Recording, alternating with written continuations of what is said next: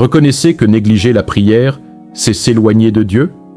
Le psaume 79, verset 6, dit ceci. « Déverse ta colère sur les nations qui ne te reconnaissent pas, sur les royaumes qui n'invoquent pas ton nom. » Ainsi, dans le livre des psaumes, nous voyons que la colère est tombée sur ces nations qui ont simplement refusé d'invoquer Dieu. En refusant d'appeler le Seigneur, en refusant de chercher sa direction, en refusant de reconnaître sa présence, nous invitons la colère de Dieu sur nos vies. Et dans le cas du croyant, cette colère prend la forme d'une correction, car il nous aime et il châtie ceux qu'il aime. Si vous manquez de prière, votre vie sera remplie de chaos, point final. Même si vous êtes un croyant né de nouveau. Pourquoi? Parce que vous ne faites pas usage des choses que Dieu vous a données. Vous ne faites pas usage de cet héritage qui est le vôtre à travers Christ Jésus. Écoutez, vous savez qu'en tant que croyant né de nouveau, vous avez le Saint-Esprit. Vous avez la puissance. Vous avez l'amour de Dieu. Vous avez la paix et la joie profondément dans votre esprit. Mais si vous ne vous engagez pas dans la prière, vous ne faites pas usage de ce que Dieu vous a donné. Le psaume 53, verset 4, dit ceci. « Les méchants ne comprendront-ils jamais? Ils dévorent mon peuple comme du pain et ne pensent même pas à prier Dieu. » Ici, nous voyons dans l'Écriture que les impies n'ont même pas cela à l'esprit. C'est dans leur nature d'ignorer la présence de Dieu. Ne soyez pas comme l'incroyant. N'ignorez pas la présence du Saint-Esprit dans votre vie. N'ignorez pas cette connexion avec Dieu que vous avez 24 heures sur 24, 7 jours sur 7. Reconnaissez qu'un manque de prière est impie. L'absence de prière comme mode de vie et l'impiété comme mode de vie. Jérémie 10, verset 21, dit « Les bergers de mon peuple ont perdu la raison. Ils ne cherchent plus la sagesse du Seigneur. C'est pourquoi ils échouent complètement et leurs troupeaux sont dispersés. » Sophonie 3, verset 1-2.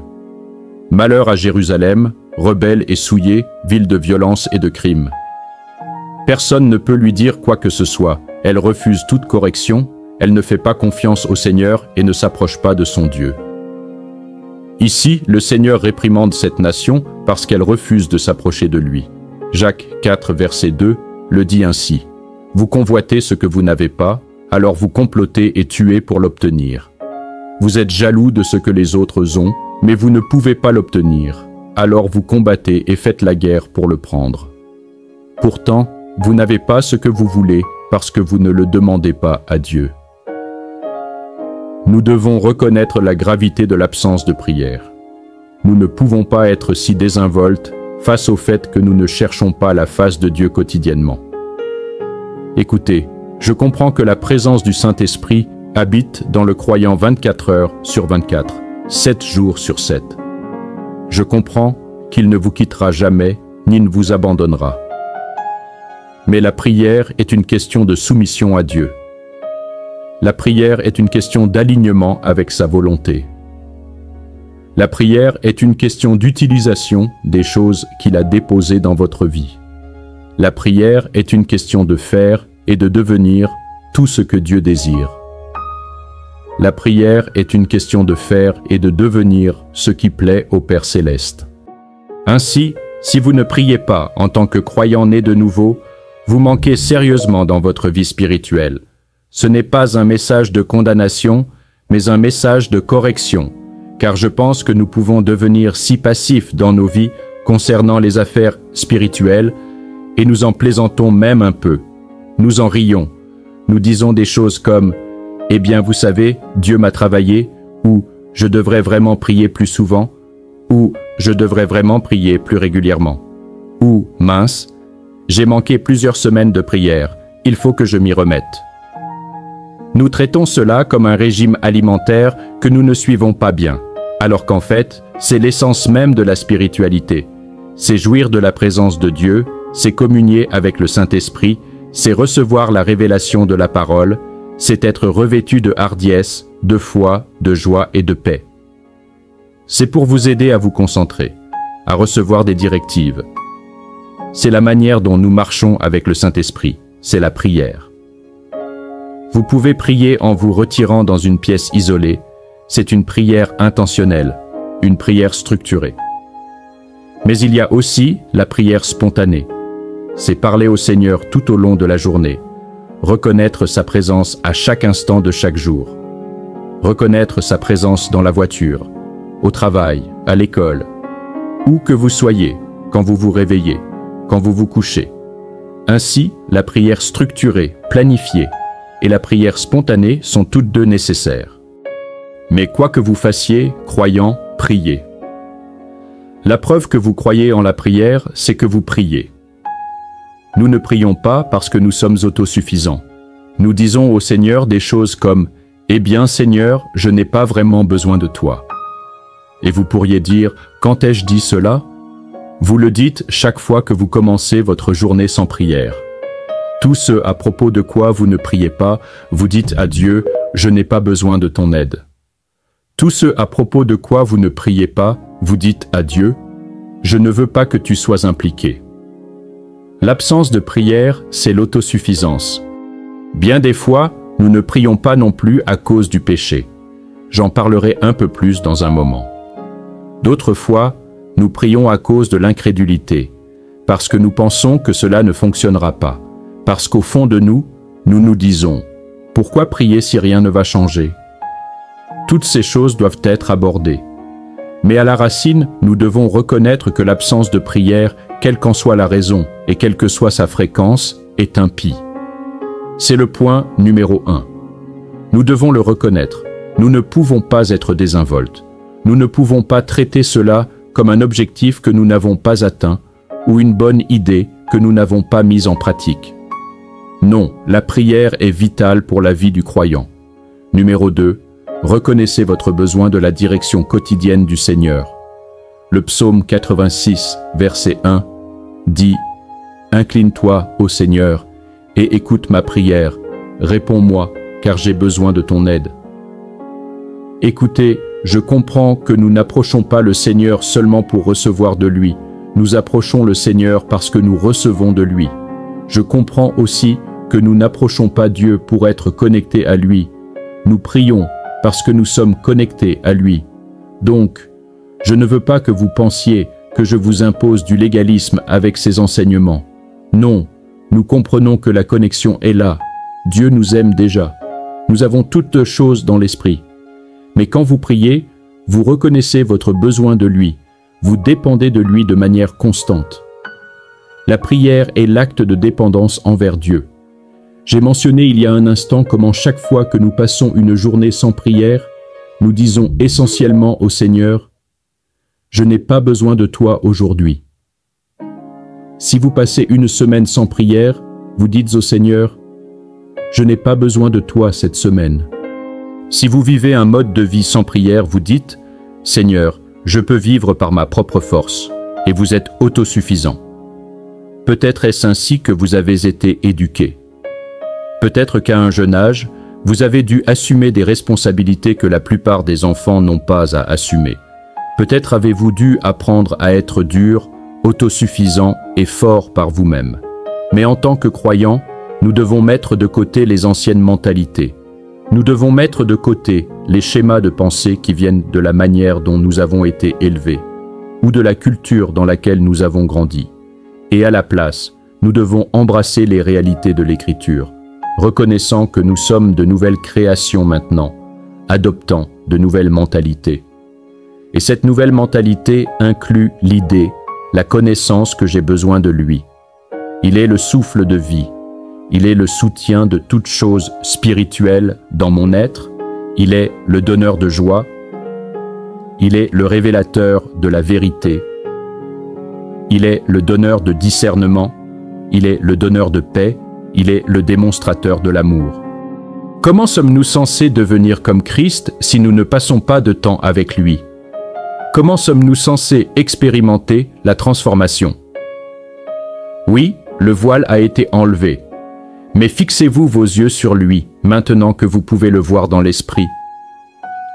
Fixez-vous vos yeux sur lui, et êtes-vous transformés, comme le dit l'Écriture, en son image glorieuse, reflétant cette lumière, cette merveilleuse lumière de gloire.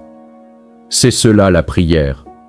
C'est dépendre de lui, tout en devenant comme lui.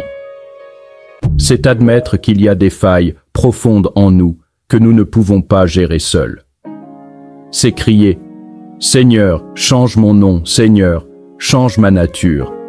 Seigneur, fais que je sois plus comme toi. Je veux être plus comme toi, je veux te connaître, je veux entendre ta voix, je veux voir tes voix, je veux voir ton visage, je veux chercher ta présence. Attire-moi plus près de ton cœur, que mon cœur soit plus comme le tien. » C'est cela la fin. Trop de croyants fonctionnent dans la désespérance, quand ils devraient fonctionner dans la faim. Beaucoup n'aimeront pas la manière dont je viens de dire cela, mais écoutez-moi. La désespérance est un excellent initiateur, mais c'est un terrible soutien. Vous dites, « Frère David, je pensais que nous étions censés être désespérés pour Dieu. » Oui, c'est pourquoi j'ai dit que c'est un excellent initiateur. Mais vous ne pouvez être désespéré que pour ce que vous n'avez pas. La désespérance vient quand il y a des calamités tout autour. La désespérance vient quand il y a un manque. Je vais le dire ainsi.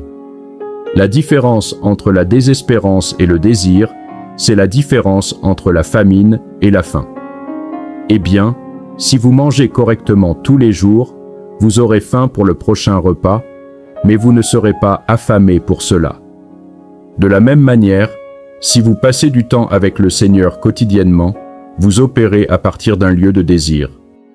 Vous le voulez, vous savez que vous voulez sa présence, vous savez que vous avez besoin de sa présence.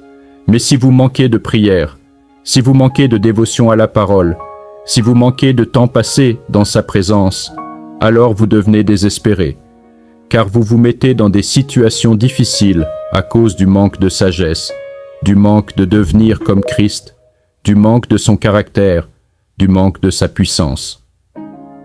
Non pas que ces choses ne soient pas là, mais nous ne les utilisons pas. Donc, encore une fois, la différence entre le désir et la désespérance, c'est la différence entre la faim et la famine. Avoir faim des choses de Dieu, oui, pourquoi? Parce que je mange quotidiennement. Être affamé des choses de Dieu, non, car si je suis affamé, cela signifie que je n'ai pas pris part, cela signifie que je suis arrivé à un point où je n'ai pas reconnu cette présence.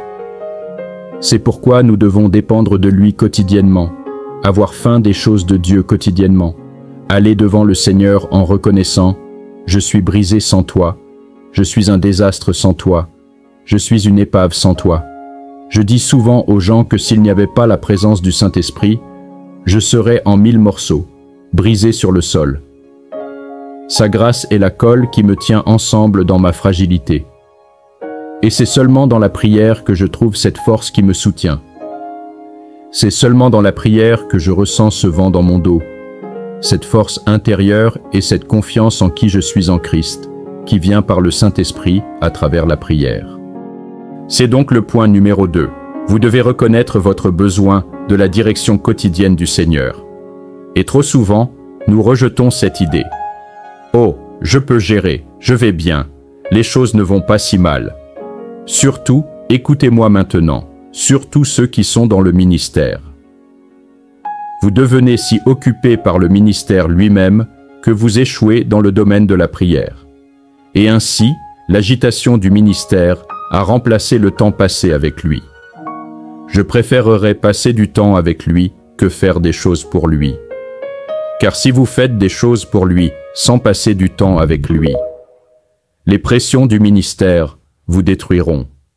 Elles causeront du doute, de la peur, de l'anxiété et un manque de paix, et ainsi de suite. Donc, numéro 1. Reconnaissez qu'un manque de prière est impie. Numéro 2. Reconnaissez votre besoin de la direction quotidienne du Seigneur. Écrivez cela dans la section des commentaires maintenant, dites simplement « J'ai besoin de toi, Seigneur ».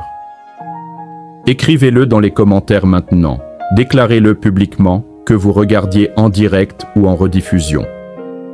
J'ai besoin de toi, Seigneur. Reconnaissez votre besoin de sa présence. Reconnaissez votre dépendance envers lui. Reconnaissez votre désir pour qui il est. Père, je te remercie de raviver les feux de la prière. Je te remercie d'avoir placé un esprit de prière et de supplication sur nous.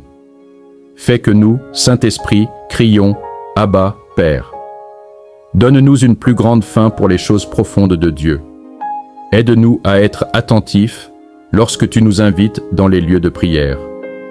Emmène-nous vers des hauteurs plus élevées et des profondeurs plus grandes, je prie. Et Seigneur, apporte la guérison et la délivrance à ton peuple au nom puissant de Jésus, alors que ta puissance coule maintenant. Allez, levez simplement les mains, recevez-le.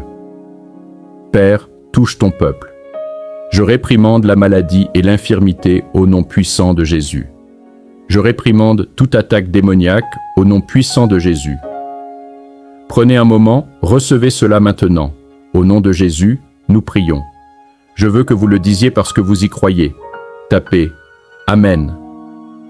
Si vous avez apprécié ce message et pensez que d'autres peuvent en bénéficier, n'oubliez pas de laisser un « j'aime » sur la vidéo. Assurez-vous également d'être abonné à ma chaîne pour recevoir plus d'enseignements sur le Saint-Esprit, la prière, la guerre spirituelle et d'autres sujets.